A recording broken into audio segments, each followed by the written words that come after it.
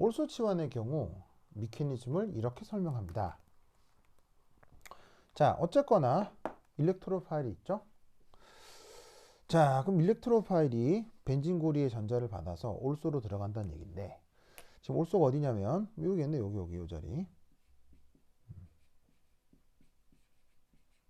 올소. 이 자리로 들어가는 이유가, 우선 앞서 뭐라고 했었냐면 OH 장유기가 있으면 얘가 강력한 EDG로 작동을 해서 올소 자리나 혹은 파라 자리가 전자 밀도가 아주 높아진다고 했죠. 그래서 일렉트로 파일 입장에서는 전자가 부족하니까 전자를 받아야 되고, 그 덕에 올소 자리로 들어가면 적절하다 이런 말이에요. 그래서 이때 여기에 있는 이 파이그랍 전자가 일렉트로 파일한테 전자 제공을 합니다. 자, 그럼 이때 이 일렉트로 파일은 어떻게 되느냐? 전자를 받아서 여기 이렇게 올소 자리에 붙었다고 칩시다. 자, 그러면 어쨌거나 여기는 이중결합이었는데 이중결합 없어지고 어느 한 자리에 일렉트로 파일이 붙었으니 그 옆자리가 형식 전화가 플러스가 되겠죠. 그랬다가 염기가 등장해서, 자, 염기는 누굴 제거하는 거예요? 수소를 제거하는데, 항상 EAS에서는 어떤 수소가 제거된다? 일렉트로 파일이 결합한 자리에 수소가 항상 제거된다고 했죠. 그래서 염기가 이 수소한테 전자 제공을 하고, 수소가 옥텟을 만족하기 위해서 여기에 있는 탄소와 수소 사이의 파이결합 전자를 양이온 쪽으로 내어놓아요. 그럼 다시 이중결합이 회복이 돼서 아로마티시티가 나타나고, 일렉트로 파일이 붙었던 자리에 탄소의 수소는 염기랑 반응을 해서 이렇게 떨어져 나갑니다. 이것이 올소 자리 치환의 메커니즘이 되겠어요. 자, 근데 이때 왜 이런 올소 자리 치환이 잘 되느냐? 우선 첫 번째는 이 올소 자리가 앞서 뭐라고요? 기본적으로 자체 기질 구조에 의해서 전자 밀도가 풍부하다고 했죠. 그게 우선 첫 번째 이유고요. 두 번째 이유는, 자, 다시 한번 이런 중간체 이름을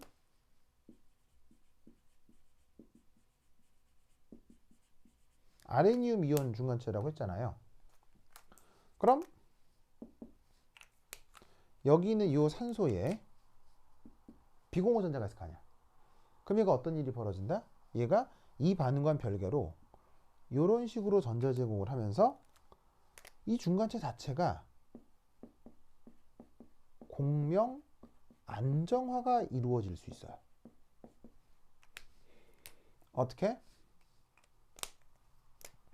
요렇게.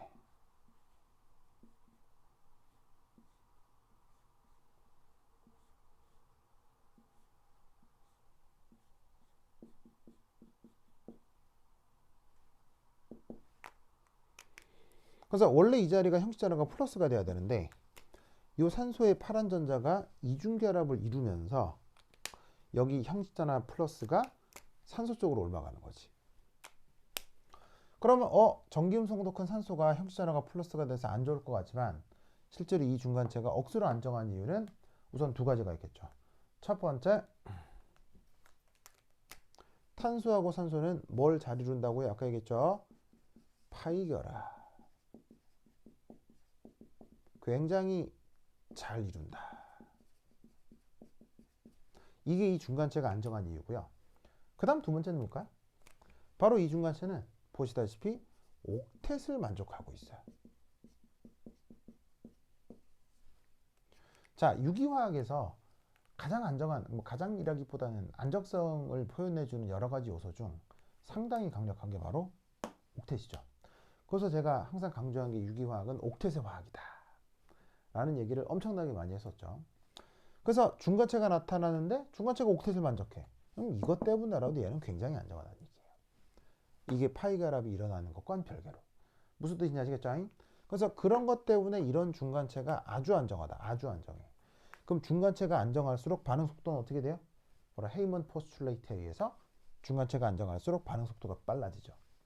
그래서 일렉트로 파일이 이렇게 올소 위치에 치환되는 결과가 아주 잘 등장하는, 아주 잘 나타나는 겁니다.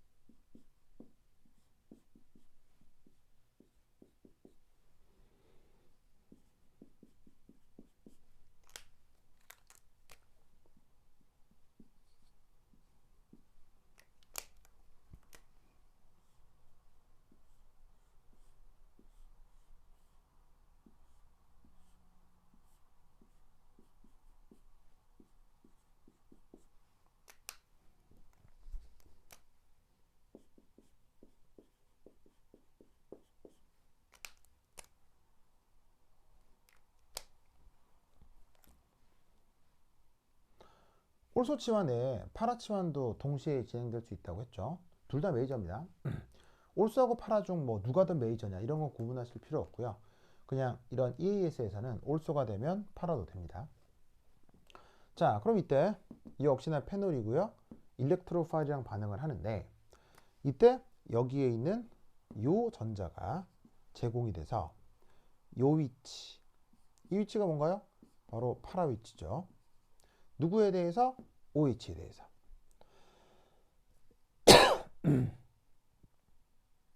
그래서 이 파라 위치에 이 파란색 전자를 활용해서 여기 일렉트로파일이 이렇게 붙었습니다. 그러면 원래 여기가 이중결합이었거든요. 근데 이중결합 없어지고 일렉트로파일 붙으면 일렉트로파일 붙은 옆자리가 항상 형식전화가 플러스가 된다고 했죠. 그러면 염기가 등장해서 일렉트로파일이 결합한 자리 탄소의 수소를 제거하고 수소가 옥텟을 만족하기 위해서 여기 있는 결합전자를 이 탄소 쪽으로 양이온 쪽으로 보냅니다. 그래서 이렇게 다시 아로마티시티가 회복이 되고 일렉트로파일은 탄소에 결합하며 그 자리에 붙어있던 수소는 떨어져 나와서 치환 반응이 완결이 되는 거죠. 그래서 이렇게 페놀에서 파라 자리 치환도 잘 일어날 수 있는 겁니다. 자, 그런데 이 파라 자리 치환이 왜 일어나죠? 바로 여기에 있는 올소 자리처럼 이 파라 자리가 기본적으로 이 페놀에서 전자 밀도가 풍부하다고 했죠.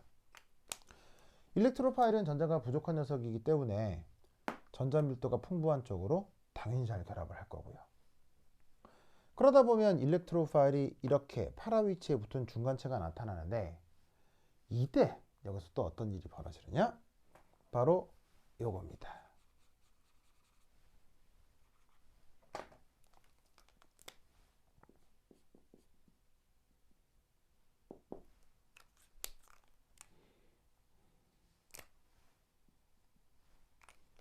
이 아레니움 이온 중간체에서도 뭐가 나타날 수 있다?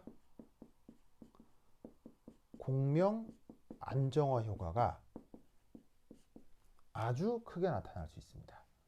어떻게? 이렇게.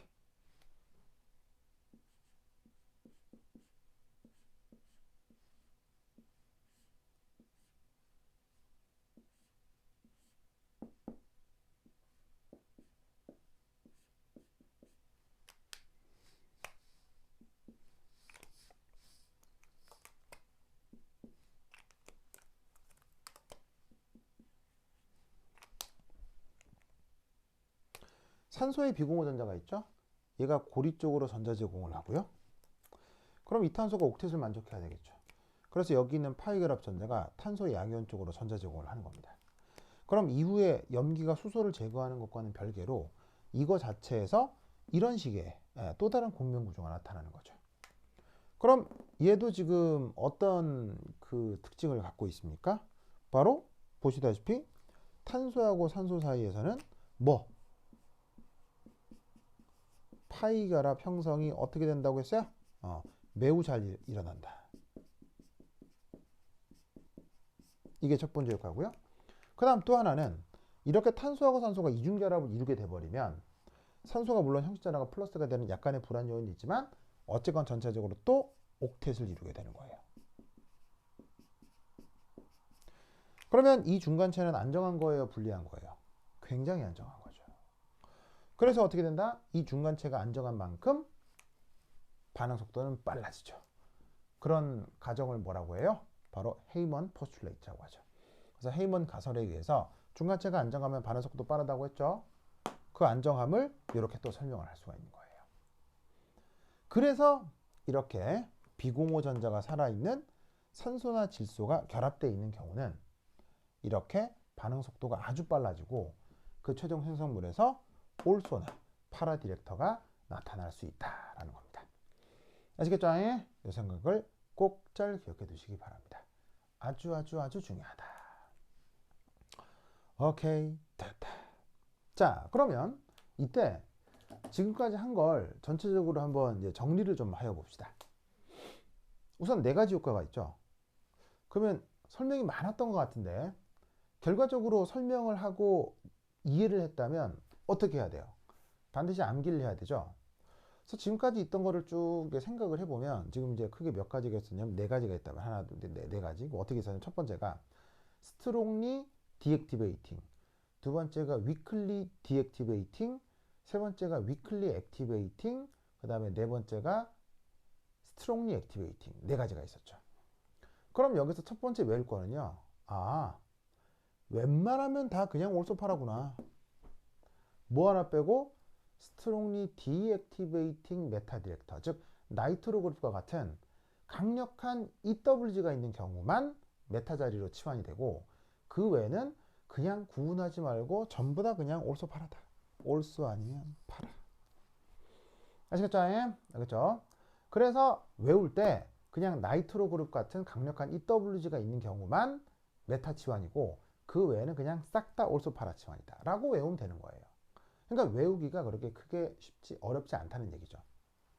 그리고 또 하나 재밌는 효과는 올소하고 파라 자리는요, 가만히 생각해 보면 전자 구조적으로 똑같았을 거예요. 아까 이 할로젠 같은 경우는 그 위클리 디액티베이팅이었죠. 하지만 그때 약한 공명 구조가 나타난다고 했었는데 그 할로젠에서 나타나는 그 중간체에서 나타나는 공명 구조도 올소의 경우와 파라의 경우가 상당히 유사하게 나타납니다. 그리고 지금 이런 식의 스트롱리 액티베이팅에서도요, 여기서 나타났던 그 공명 안정화 중간체 구조 어떻게 됐어요? 이렇게 산소가 이중결합을 이루고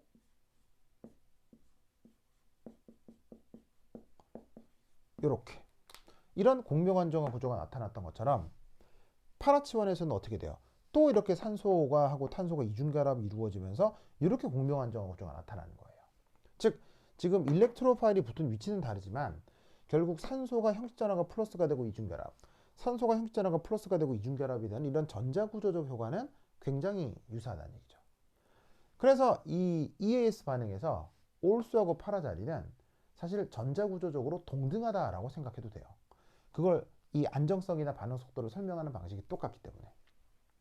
그래서 그 치환익기 효과를 네 가지로 우선 구분을 했는데 여기서 strongly deactivating 하나만 메타고요.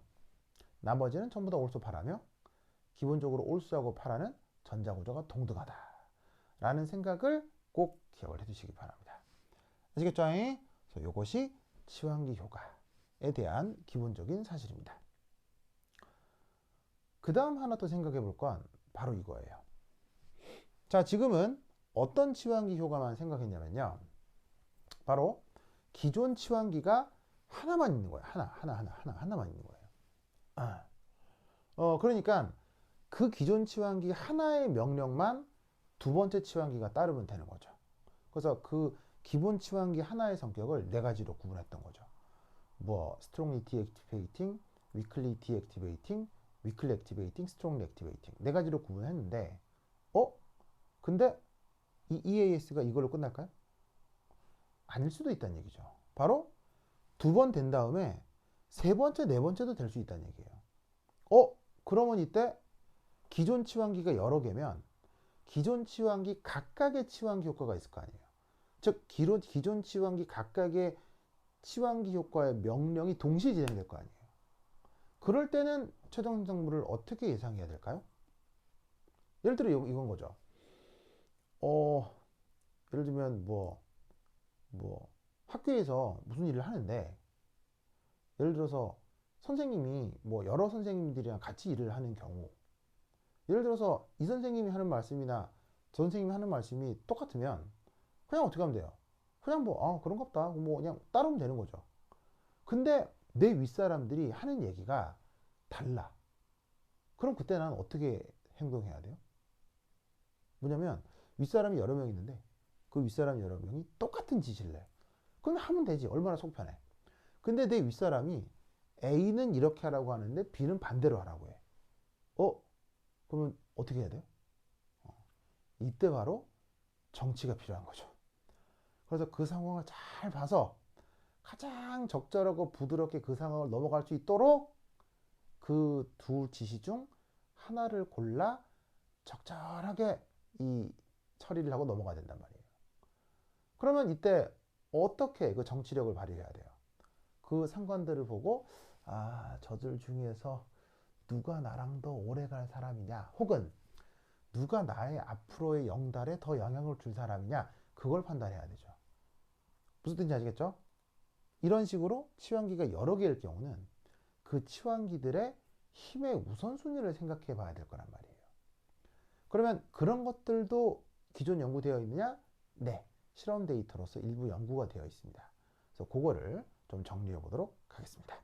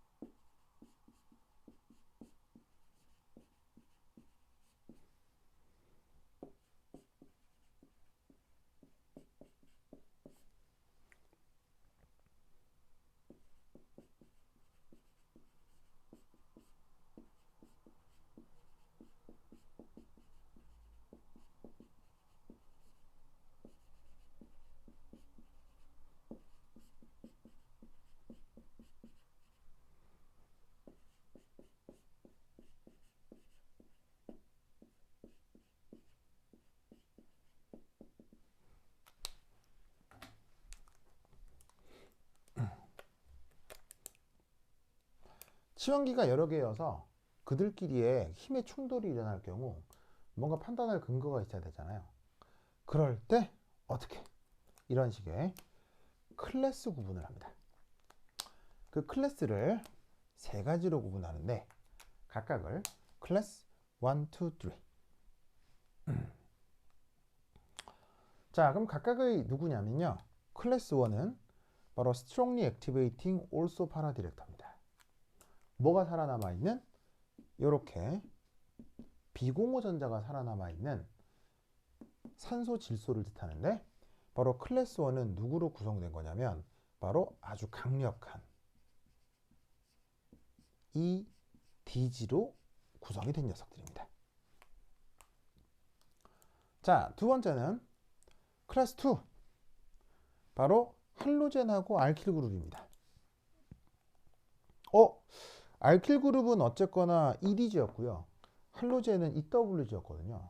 그럼 공통점이 없는 것 같긴 한데, 사실 이 둘은 어떤 공통점이 있느냐? 그 효과가 약한 녀석들이었죠.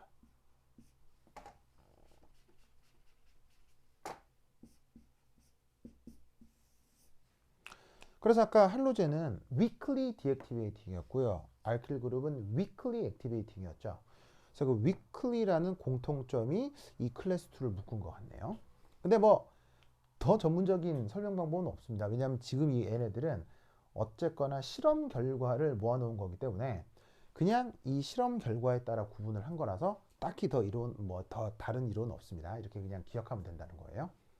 그 다음 세 번째는 바로 strongly deactivating 메타 디렉터입니다. 바로 아까 예로 들었던 나이트로 그룹이나 카보닐 그룹 혹은 술포네이트 그룹, 이런 것들을 얘기하는 거예요. 얘네들의 특징은 바로 아주 강력한 EWG입니다. 그래서 이렇게 세 가지로 구분을 하는 거예요. 그리고 이때 여기서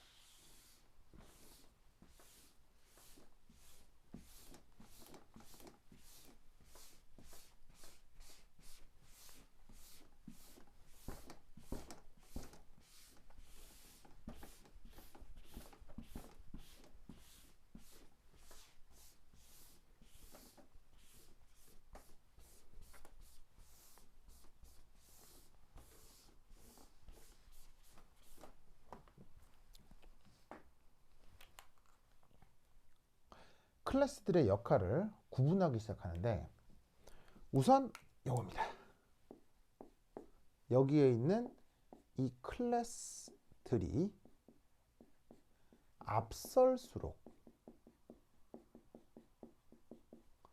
그 명령이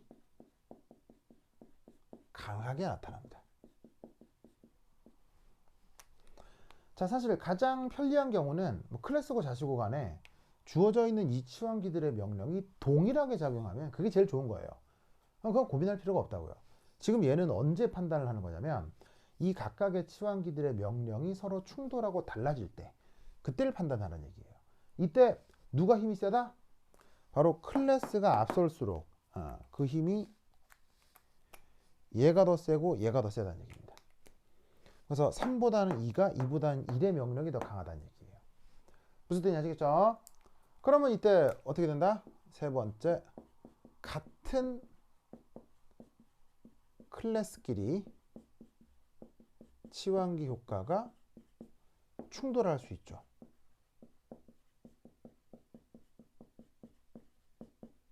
즉, 뭐 얘는 이리 가라, 쟤는, 예를 들면 얘는 올소파라라고 가라, 얘는 메타라고 가라고 할 때 그 결과가 다를 수도 있잖아요. 그럴 경우에는 어떻게 된다? 같은 클래스끼리 명령이 충돌하는 경우는 그냥 메이저 없이 혼합물이 잔뜩 만들어집니다. 그러니까 두 번째 경우는 시험에 안 나오겠죠.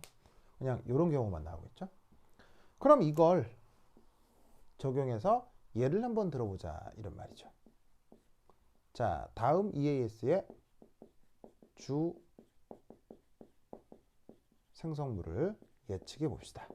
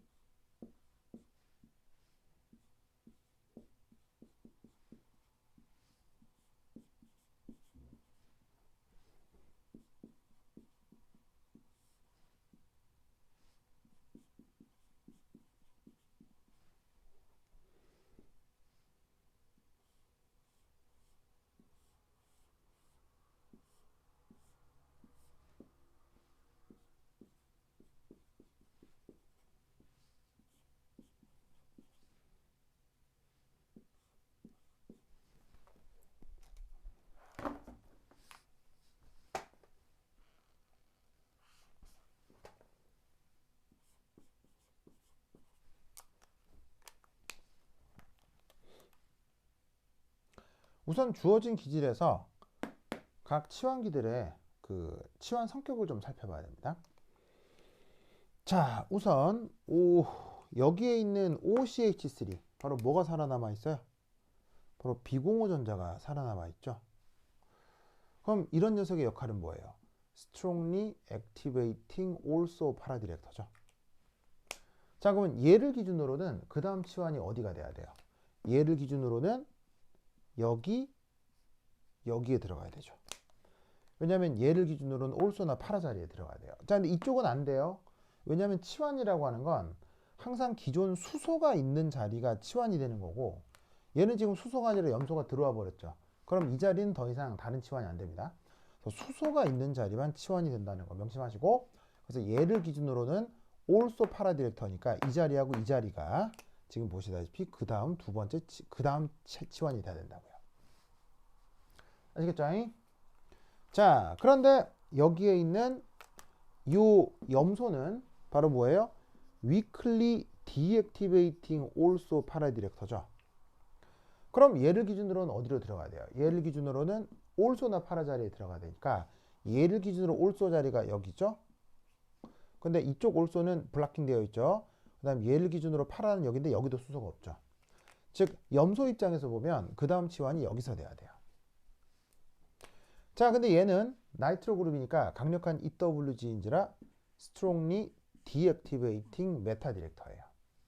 그럼 얘를 기준으로는 메타 위치니까 얘를 기준으로 also 메타 바로 1이 들어가야 된다고요. 혹은 1이 들어갈 수도 있는데 여기는 수소가 없으니까 안 되겠네요. 그래서 수소가 있는 세 자리에 대해서 이 OCH 작용기 쪽 입장에서는 1이 들어가야 되고요. 그 다음에 여기에 있는 이 염소 입장에서는 weakly deactivating 역시나 also para 디렉터니까 얘를 기준으로는 이쪽 치환이 돼야 되고, 그 다음에 strongly deactivating meta 디렉터 입장에서는 이쪽 치환이 돼야 돼요. 그럼 결국 그 다음 치환이 뭐 여기 다 될 수 있다는 얘기죠. 무슨 말 알겠어요?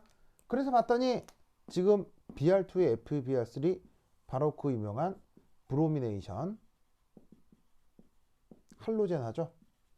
그럼 얘가 어디로 들어간다? 바로 이렇게 각각 명령이 제각각일 경우에는 1, 2, 3번 중 뭐를 따라? 클래스가 더 앞서는 걸 따른다 이런 말이에요. 그럼 이때 여기서 얘는 클래스 몇 번이에요? 클래스 3번이죠? 제일 꼴찌죠? 아웃. 얘는 클래스 몇 번이에요? 클래스 2번이죠? 그런데 strongly activating also para 디렉터가 뭐예요? 클래스 1번이죠? 그럼 어떻게 돼? 명령이 충돌할 경우에는 클래스가 앞선 녀석으로 생성물이 만들어진다는 얘기예요. 그래서 이때 두 자리 중 바로 이쪽으로 브로마이드가 들어갈 것으로 예상이 됩니다. 즉 얘를 기준으로 지금 여기가 올소고 여기가 파라 위치인데 사실은 뭐 둘 다 가능해요. 근데 여기를 피하는 이유는 바로 이 자리가 좀 입체 저항이 클 것 같습니다. 바로 이 주변의 산소 메틸이나 이 주변에 있는 질소의 산소가 입체 저항이 나타나서 이쪽에 물리적 접근이 힘들 것 같기 때문에 지금 얘를 기준으로 한 올소보다는 파라 위치의 치환이 될 것 같습니다. 아시겠죠? 이런 식으로 주 생성물을 예측할 수 있습니다. 그래서 EAS에서는 이렇게 그 치환이 다중적으로다가 여러 개 일어날 수가 있어요. 그래서 첫 번째 치환 다음 두 번째 치환을 생각을 할 때는 첫 번째 치환의 성격만 생각하면 되겠죠. 그럼 그 첫 번째 치환체의 성격은 네 가지로 구분했어요. 그래서 뭐 weakly deactivating, 뭐 strongly activating, strongly deactivating, weakly deactivating, weakly activating, 그 다음에 strongly activating 네 가지로 구분을 했죠. 그래서 그거에 따라서 그 다음 최종 결과를 예상하시면 되고, 기본적으로는 그 메타 치환만 한 가지고 나머지가 다 올소 치환이라고, 올소 파라 치환이라고 했죠. 그런데 이렇게 치환 효과가 다양하게 나타날 경우에는, 그리고 복합적으로 나타날 경우에는 그 네 가지 치환 패턴을 세 가지 클래스로 나눌 수가 있다. 그래서 이 세 가지 클래스 중 클래스가 앞서는 쪽에 어떤 최종 생성물을 예측하면 된다는 얘기예요. 그래서 이렇게 여러 가지 치환기 중에 사실은 이 녀석이 올소 파라다, 이 녀석이 메타다 생각할 필요도 없는 거죠. 그냥 클래스 1번, 클래스 2번, 클래스 3번을 판단해서 그냥 클래스 1번대로, 그럼 너의 뜻대로 이 자리나 이 자리 둘 중에 하나라고 생각을 해주시면 되는 거예요. 그 중에 뭐 이렇게 서로 이제 비대칭적이라고 하면 입체장이 상대적으로 적은 위치에 이렇게 브로마이드가 들어갈 수 있을 것이다. 그 다음 일렉트로파일이 들어갈 수 있을 것이다 라고 생각하시면 되겠습니다.